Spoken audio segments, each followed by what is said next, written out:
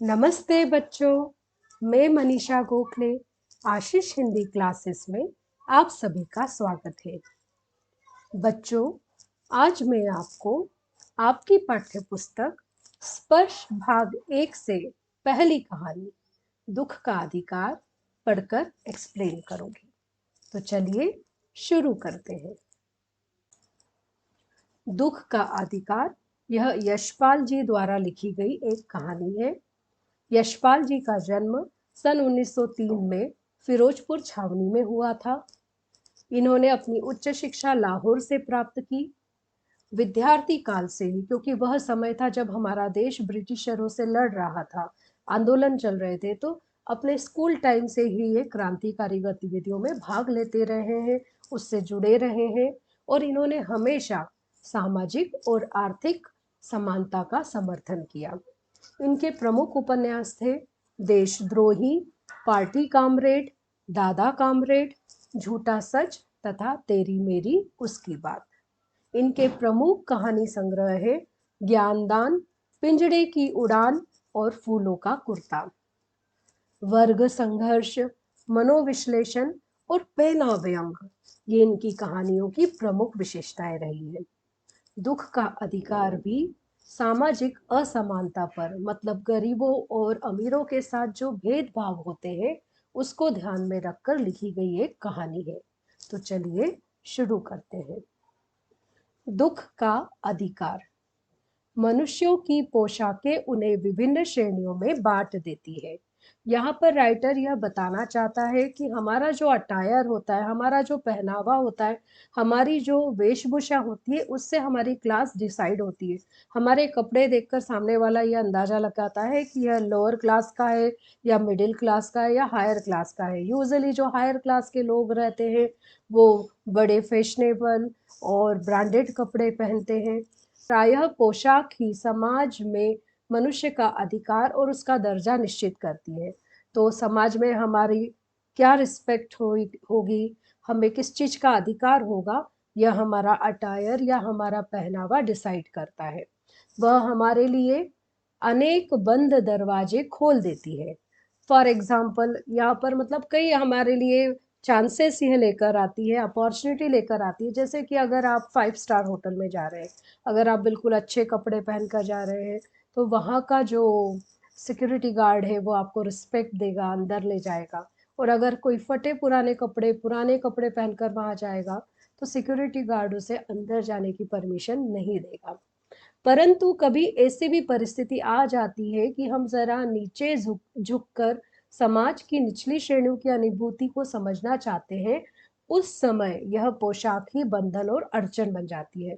लेकिन इसकी opposite situation भी आ जाती है, जहाँ ये कहीं कहीं हमारे लिए अपॉर्चुनिटी खोल देती है। हमारा अटायर देखकर हो सकता है कि इंटरव्यू में लोग प्रभावित हो जाए और हमें हमारा सिलेक्शन हो जाए। या एक और एग्जांपल आपको होटल का दिया ही।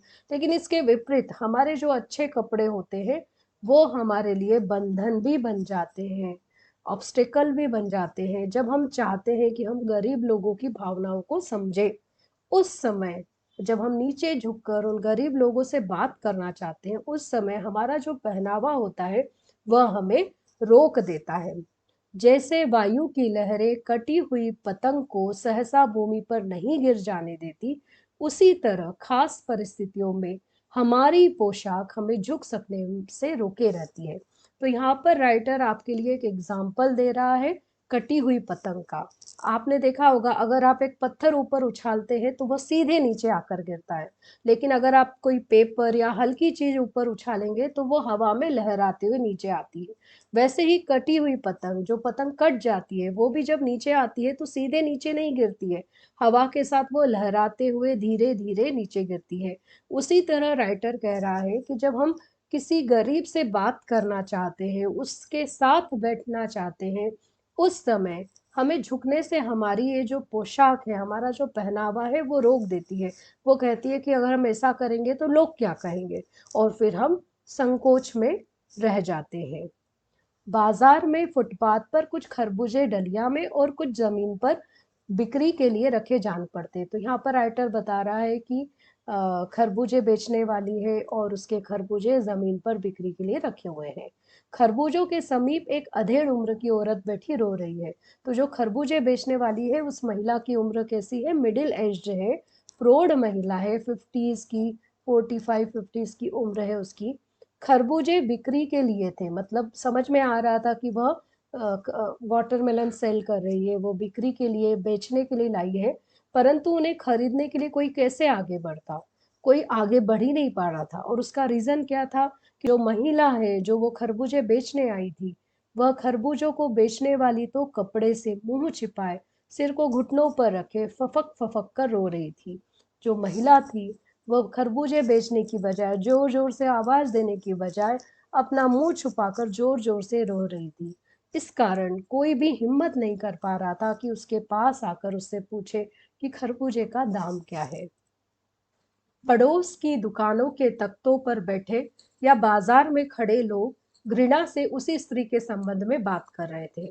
तो जो महिला है वो तो रो रही थी, लेकिन आसपास के जो लोग थे, जो दुकानों पर बैठे हुए थे या दुकानों के पास में बाजार में खड़े हुए लोग थे, वो उसे नफरत से देख रहे थे और उस महिला के संबंध में, जो जो खरबूजे बेच रही थी, उस लेडी के बारे में बात कर रहे थे।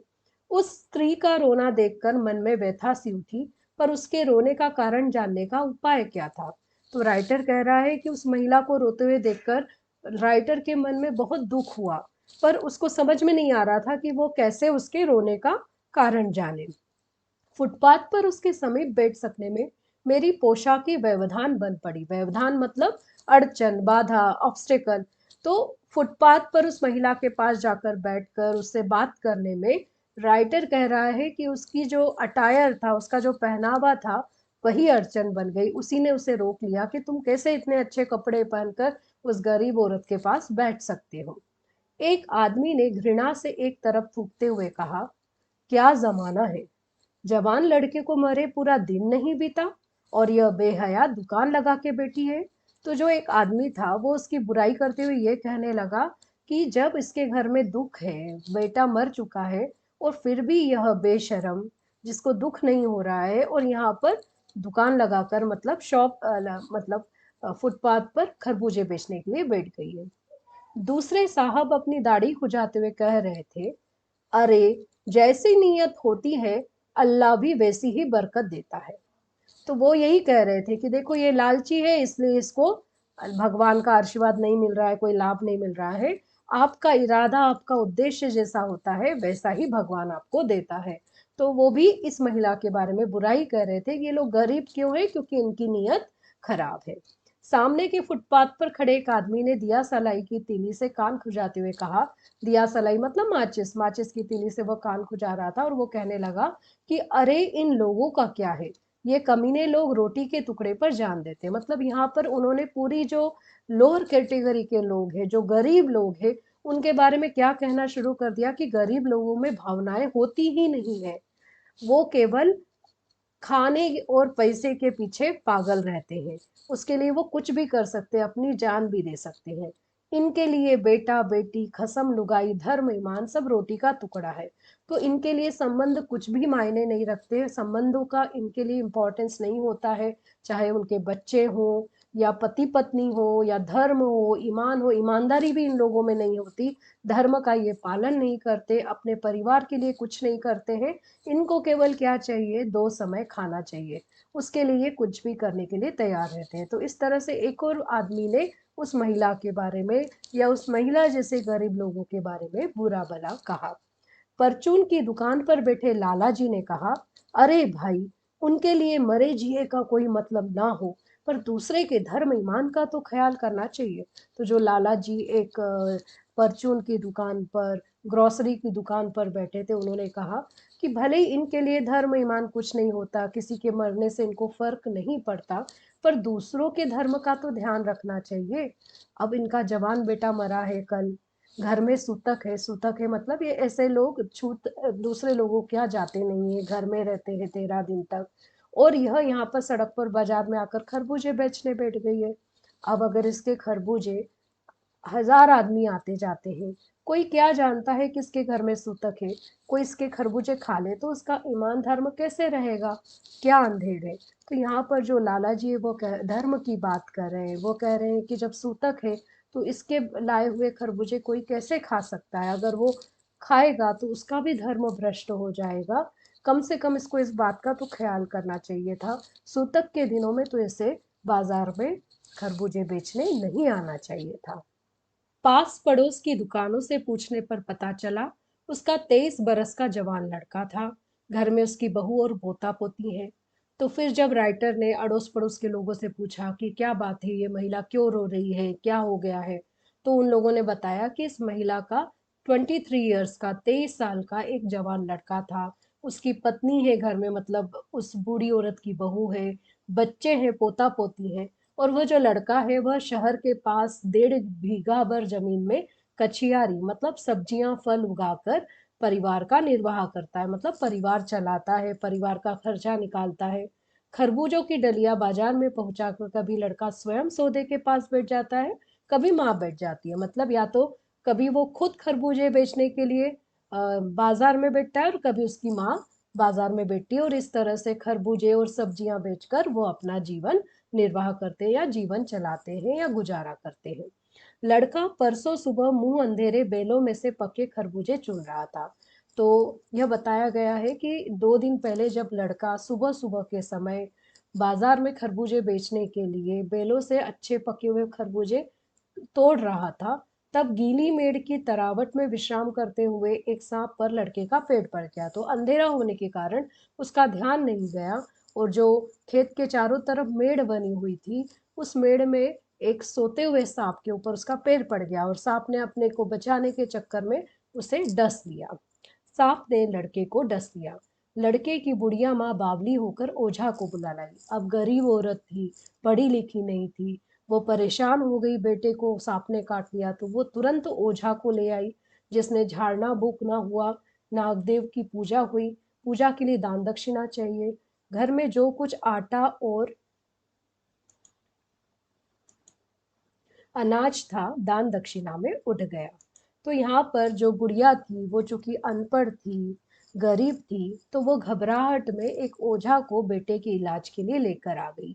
ओझा ने झाड़ फूक की, नाग देवता की पूजा की, दान दक्षिणा लिया उसके लिए पूजा के लिए। तो दान दक्षिणा में घर में जो कुछ भी आटा था या और कोई अनाज था वो सब दान दक्षिणा में उन्होंने ओझा को दे दिया। माँ बहू और बच्चे भगवाना से लिपट लिपट कर रोए, पर भगवाना जो एक दफे चुप हुआ तो फिर ना बोला। लेकिन चूंकि उसका समय से इलाज नहीं हुआ तो उसके पूरे शरीर में विष फैल गया, जहर फैल गया, और भगवाना उठा ही नहीं, ठीक ही नहीं हुआ। माँ ने, उसकी पत्नी ने और बच्चों ने बहुत उसको आवाज दी, उससे लिपट लिपट कर रोए, लेकिन कोई भी असर उसके ऊपर नहीं हुआ।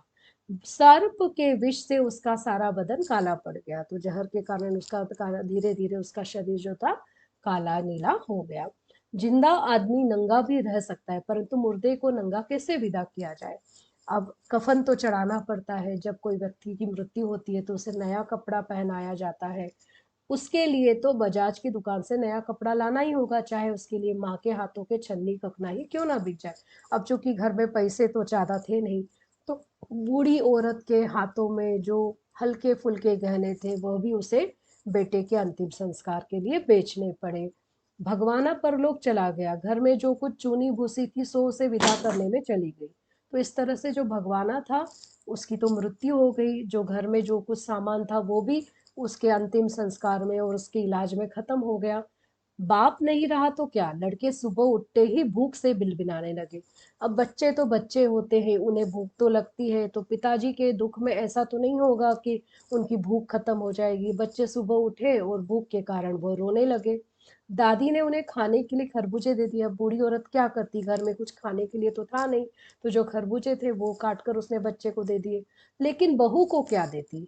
बहू का बदन बुखार से तवे की तरह तप रहा था, तो लेकिन उसकी बहू जो थी, जो इस दुख के कारण वह बीमार हो गई थी, उसको बुखार आ गया था, अब उसका इलाज करना था। अब बेटे के बिना बुढ़िया को दुअन्नी चवन्नी भी कौन उधार देता? अब उसके इलाज के लिए घर में पैसा नहीं था। वो अगर किसी से उधार मांगे तो कोई उसे उधार भी नहीं देता, क्योंकि ये वापस कैसे करेगी, इसका तो जवान बेटा मर गया, घर में कोई कमाने वाला नहीं है। बुढ़िया रोते रोते और आंखें पोंछते पोंछते भगवाना के बटोरे हुए खरबूजे डलिया में समेटकर बाजार की ओर चली और चारा भी किया था। तो यह कारण था बुढ़िया का बाजार में आकर खरबूजे बेचने का, क्योंकि उसे पैसे चाहिए थे अपने बहू का इलाज करने के लिए। तो उसने हिम्मत की, कठोर मन से वो उठी, हिम्मत करके उसने सारे खरबूजे डलिया में डाले और बाजार में आ गई। उसके पास उसके अलावा और कोई उपाय नहीं था, कोई ऑप्शन ही नहीं था, क्योंकि उसे पैसे चाहिए थे अपनी बहू का इलाज करने के लिए। बुढ़िया खरबूजे बेचने का साहस करके आई थी, परंतु सिर पर चादर लपेटे, सिर को घुटनों पर टिकाए हुए फफक फफक कर रो रही थी। बाजार में तो वो हिम्मत कर कर आ गई, पर फिर से बेचने की खरबूजे उसकी हिम्मत ना हुई, और वो खरबूजे के पास बैठकर अपने चेहरे को छुपाकर जोर जोर से रो रही थी। कल जिसका बेटा चल बसा, आज वह बाजार में सौदा बेचने आ चली है। हाय रे पत्थर दिल।